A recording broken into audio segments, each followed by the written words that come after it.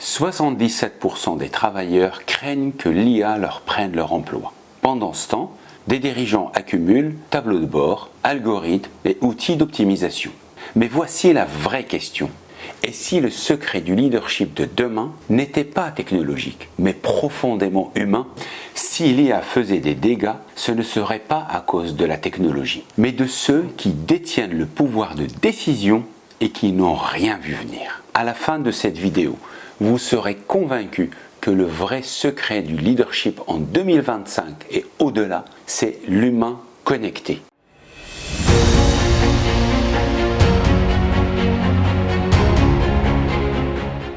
Bienvenue dans cet espace où la finance rencontre le sens. Ici, on parle stratégie, pilotage et leadership humain pour des décisions claires et une croissance durable. Je suis Redouane Zenaghi, 35 ans d'expérience en finance et pilotage d'entreprise. Durant tout mon parcours professionnel, du management d'équipes diverses et pluridisciplinaires au pilotage stratégique, en passant par la conduite du changement, j'ai appris à fédérer, décider et faire avancer les organisations avec sens et exigence. Et j'ai vu des dirigeants brillants échouer pour une seule raison. Ils ont confondu optimisation technologique et leadership efficace. Ces chiffres et ces constats ne sont pas des projections. Ils viennent de nombreuses études sérieuses réalisées depuis des années. Vous trouverez certaines références dans la description de la vidéo. Aujourd'hui, je vais vous révéler pourquoi le secret du leadership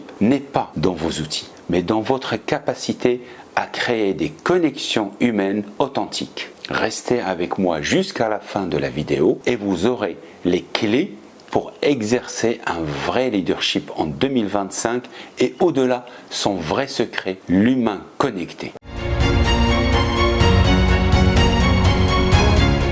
Jamais nous n'avons eu autant d'outils pour optimiser la performance. Pourtant, l'engagement s'effondre. Seulement 23% des employés sont véritablement engagés mondialement. L'obsession technologique crée une déconnexion dramatique. J'ai vu un directeur financier brillant piloter son équipe uniquement via des KPIs automatisés. Productivité excellente sur le papier. Sauf qu'il a raté tous les signaux de démotivation. Résultat, 40% de turnover en 6 mois et une reconstruction d'équipe coûteuse qui n'est même pas allée à son terme. Il avait oublié l'essentiel, l'humain.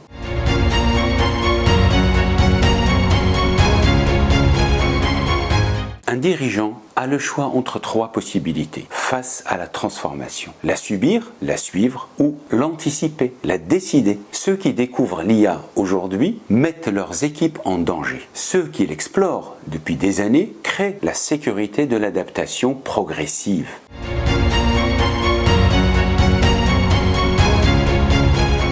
La technique devient accessible à tous. ChatGPT, outils d'analyse, automatisation, tout le monde y a accès. La différenciation se fera par l'intelligence humaine, par l'intelligence collective.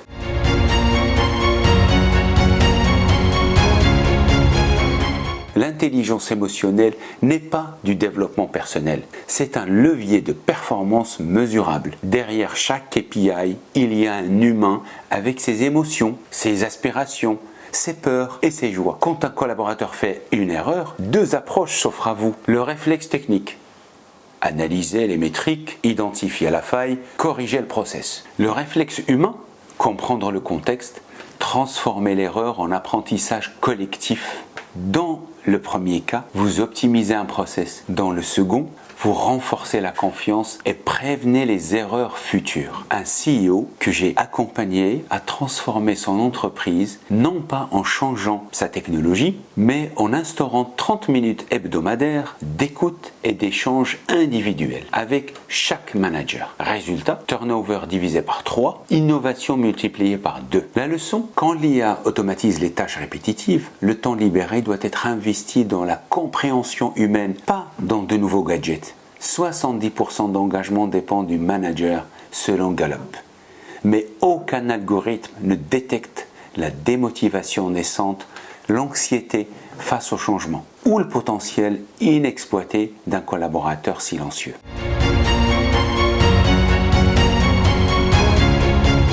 l'intelligence collective est fructueuse quand les équipes osent innover, signaler les problèmes, proposer des solutions. Une équipe projet a évité un échec coûteux parce qu'un junior a osé signaler un risque majeur très tôt. Pourquoi a-t-il parlé? Parce que le climat de confiance transforme l'erreur en apprentissage, pas en sanction. Sans cette confiance, silence, peur du jugement, problème découvert trop tard. La technique standardise, l'humain personnalise. À l'instar du CEO précédent, un directeur a remplacé ses réunions PowerPoint par des cafés stratégie de 30 minutes. Résultat, les meilleures idées de croissance viennent désormais du terrain, pas du sommet. Il y a des débats partout maintenant sur les générations X, Y, Z. Mais ce qu'il faut juste noter, c'est que les nouvelles générations cherchent du sens et un dialogue authentique et sont plus exigeants en termes de valeur que les anciennes générations. En France, beaucoup d'employés cherchent activement un nouvel emploi. Si vous ne créez pas cette connexion humaine, ils partiront vers des organisations qui valorisent leur intelligence unique. Remplacer un talent coûte entre 1,5 et 3 fois son salaire annuel. Mais au-delà du coût, c'est l'intelligence collective qui se délite. Chaque départ inattendu, non préparé, emporte avec lui des connexions, des savoirs tacites, des dynamiques irremplaçables.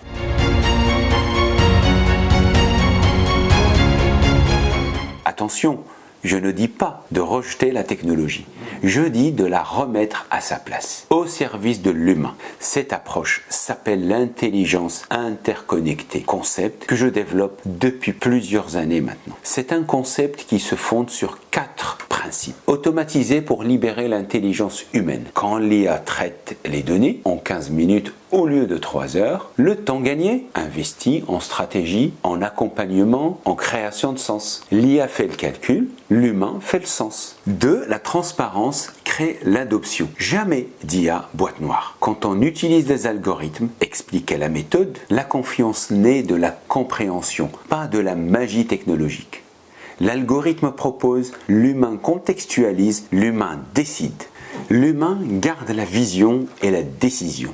L'IA donne des corrélations. L'humain fournit l'interprétation. Elle identifie les tendances. Nous concevons la stratégie. La machine analyse le passé. L'humain imagine l'avenir. Et enfin, co-construire l'adoption technologique. Zéro imposition. Impliquer les équipes dans la sélection et le paramétrage. Résultat observé, 90% d'adoption réussie contre 30% quand c'est imposé d'en haut. Les leaders qui découvrent l'IA en 2025 mettent leur organisation en retard. Ceux qui l'explorent depuis des années offrent la sécurité de l'adaptation progressive. L'anticipation n'est pas un luxe, c'est une responsabilité.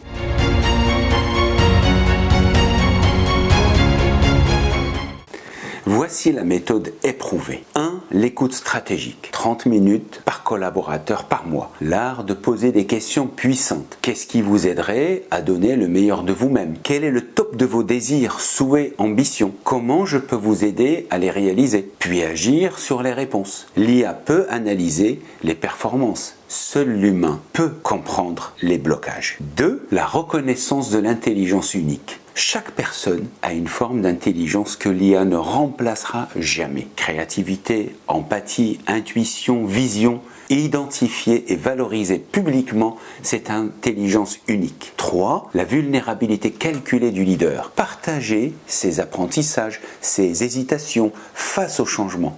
Cela humanise votre leadership et encourage l'exploration collective. 4. La célébration des synergies humain-IA.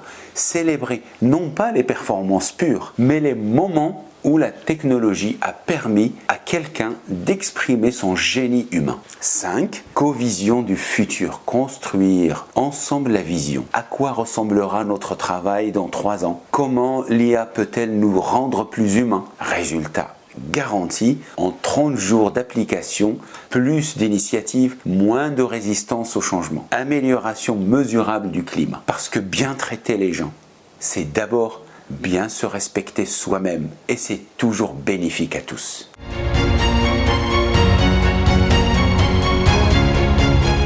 À ce stade, je souhaite partager avec vous un exemple de mon expérience à titre personnel. Il y a une dizaine d'années, j'étais directeur financier du pôle international retail d'une grande banque française de dimension internationale. Et j'ai lancé un gros chantier de réflexion sur la transformation de la fonction finance. Y étaient associés, bien entendu, mes équipes, que ce soit en France ou à l'international, sur 4 continents. Ils ont travaillé en groupe et réfléchi sur la finance de demain en mixant les équipes entre collaborateurs récents dans la finance, jeunes ou expérimentés et anciens, avec les CFO des pays et d'autres managers qui nous ont accompagnés, que ce soit l'IT, l'informatique, la RH, l'innovation et des startups externes, eh bien les résultats étaient absolument formidables, au-delà de mes attentes. Sur le plan technique, il y a eu des propositions extraordinaires, de véritables innovations, de véritables pépites. On a imaginé une finance de demain qui peut être totalement robotisée d'ailleurs, où les collaborateurs eux-mêmes ont projeté la disparition de certains métiers, la création d'autres, la transformation d'autres encore. La deuxième est la réalisation dont je suis très fier, c'est que dans ces groupes très divers, des collègues, bien sûr du même groupe, mais qui sont à des milliers et des milliers de kilomètres les uns des autres. Un comptable de San Francisco ou de Kiev, une chef de projet de Dakar ou d'Istanbul, une contrôleuse de gestion de Paris ou de Casablanca, des cultures différentes, des formations différentes, des parcours différents, des géographies éloignées, des âges multiples. Ils ont travaillé ensemble et ont produit des résultats magnifiques. Ils ont noué des amitiés entre eux d'ailleurs, en plus. C'est une expérience extraordinaire qui a débouché sur des résultats très bons et qui ont montré que l'intelligence artificielle pouvait fortement impacter le métier de la finance et le transformer dans les 10 à 15 ans qui viennent. Et on fait des propositions pour anticiper cette transformation, voire en être les acteurs principaux.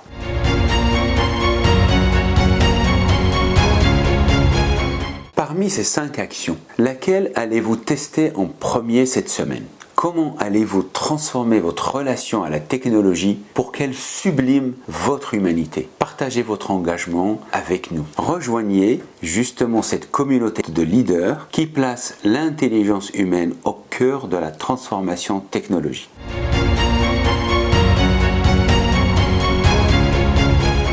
En 2025, la différenciation ne viendra pas de votre maîtrise des outils. Ils seront accessibles à tous. Elle viendra de votre capacité à créer des environnements où l'intelligence humaine et collective s'épanouit. L'équation gagnante, vision plus anticipation plus intelligence humaine égale leadership durable. La technique optimise les processus, mais seul l'humain donne du sens au travail. Utilisez la technologie pour sublimer votre humanité, jamais pour la remplacer. Votre choix, subir le tsunami technologique ou surfer sur la vague en plaçant l'humain au cœur de votre performance. Parce qu'au final, bien traiter les gens reste toujours bénéfique à tous. À très bientôt.